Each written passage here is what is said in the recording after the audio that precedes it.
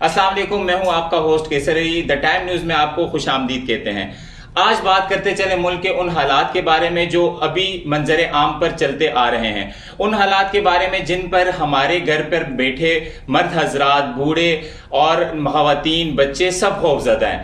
اسی سے آگے بات کو مزید بڑھانے سے پہلے بات کرتے ہیں ان حالات میں جو ہمارے ابھی پچھلے ہی دنوں یا پچھلے ہی کچھ دنوں سے واقعات رونما ہو رہے ہیں۔ ان میں سے چند ایک واقعات کا آج ذکر کرتے چلیں۔ بات کی شروعات کرنے سے پہلے ایک وہ واقعات جو ہمارے ہائی وے پر ایک گاڑی مجبوری کے کارن رکی گئی اور شیشے توڑ کر ایک خاتون کو باہر نکالا گیا اور اس سے اجتماعی زیادتی کی گئی۔ بچوں کے سامنے ان کی ماں کو، ان کی جنت کو داغدار بنایا گیا، ان کے ساتھ اجتماعی زیادتی کی گئی اور بچوں کو بھی نقصان پہنچایا گیا۔ یہی نہیں، اسی کے ساتھ ساتھ ہماری راہ چلتی بچی، 8 سال کی بچی کو اجتماعی زیادتی کا نشانہ بنایا گیا۔ عورتیں تو عورتیں، بچوں تو بچے، لڑکے تو لڑکے، اسی کے ساتھ ساتھ یہاں تک کہ حتیٰ کہ بلی کے بچے کو بھی نہ چھوڑا گیا، اس کے انٹرنل آرگنز کو بھی ڈیمیج کر دیا گیا۔ کیا یہ ہے ہمارا پاکستان؟ کیا یہ ہے ہمیں کیا یہ تعلیم دیتا ہے ہمارا اسلام؟ از this Islamic republic of Pakistan? یہ ہمارا کوشچن ہے۔ اسی سلسلے میں ہم اپنی بات کا شروعات کرتے ہیں۔ ہمارے ساتھ ہیں موجود مذہبی اسکالر گلفراز صدیقی۔ ان سے ہم آج کے کچھ سوالات کے بارے میں ان سے بات کرتے چلیں گے۔ آئیے ان سے پوچھتے ہیں۔ السلام علیکم، خیریت سے ہیں آپ؟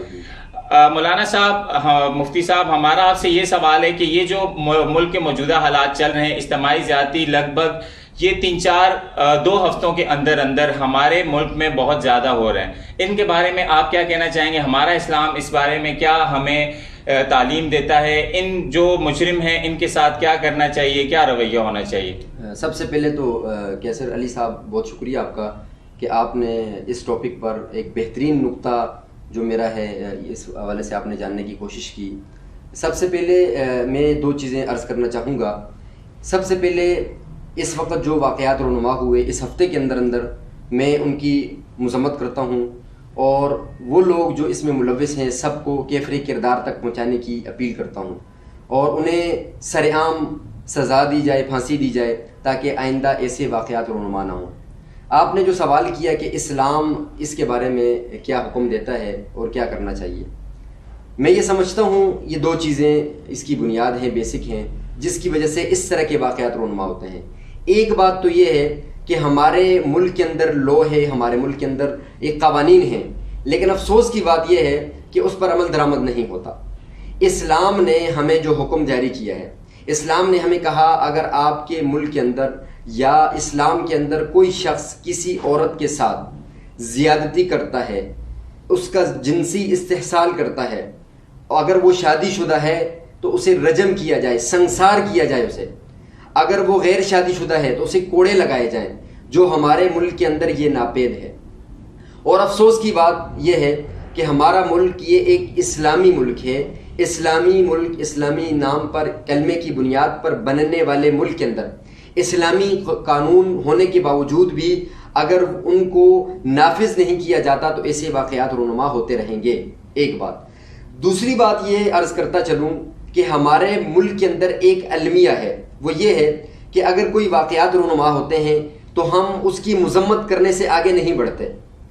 کتنا 1 ہفتہ تقریباً آلموسٹ ہو چکا ہے، آپ نے بڑی اچھی ایک بات کی کہ ایک بچے، یعنی جو چھوٹے بچے ہیں ان کے سامنے ماں جنت کا سما ہوا کرتی ہے، لیکن افسوس کی بات یہ ہے کہ ان بچوں کے سامنے ان کی جنت کو داغدار کیا گیا، ان کی جنت کو روندا گیا۔ مجھے بتائیں ان بچوں پر کیا بیت رہی ہوگی جب وہ بچے بڑے ہوں گے، ان کے دل میں اس ملک کے پاکستان کے لیے کیا الفاظ ہوں گے کہ میرا ملک کیسا ملک ہے کہ میری ماں کی عزت کی حفاظت نہیں کر سکا۔ میں یہ سمجھتا ہوں کہ ہمارے جو ادارے ہیں، ہماری جو فورسز ہیں، انہیں ان میں کردار ادا کرنا چاہیے، ہمارے حکمرانوں کو اس میں کردار ادا کرنا چاہیے تاکہ آئندہ ایسے واقعات رونما نہ ہوں۔ اور اگر شرعی طور پہ جو سزائیں جو اللہ تبارک و تعالیٰ نے نبی علیہ الصلوۃ والسلام نے نافذ کی تھی، اور اس دور میں بھی اگر وہ نافذ العمل ہو جائیں تو میں سمجھتا ہوں کہ آئندہ انشاءاللہ العزیز اس طرح کے واقعات رونما نہیں नहीं होंगे। साथ ही साथ मौलाना साहब आपसे ये भी ये जानना चाहेंगे कि हुकूमत के बारे में आप क्या राय देना चाहते हैं कि इस पर हुकूमत क्या एक्शन ले? उनको सजाए मौत देना, ये हमारी नॉर्मल सोसाइटी, ये मिडिल क्लास लोग होते हैं, हम जैसे लोग होते हैं, वो ये नहीं चाहते कि इनको सजाए मौत दी जाए, क्योंकि ये वो फौरन अपने अंजाम पर पहुंच जाएंगे।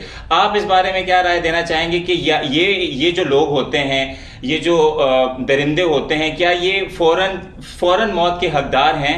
ठीक, बहुत अच्छा सवाल किया आपने। मेरी राय अगर आप जानना चाहेंगे तो देखो, इस्लाम को अगर हम फॉलो करेंगे, इस्लाम के कवानीन को फॉलो करेंगे, तो मैं ये समझता हूँ कि ये बहुत एक अच्छा अमल होगा।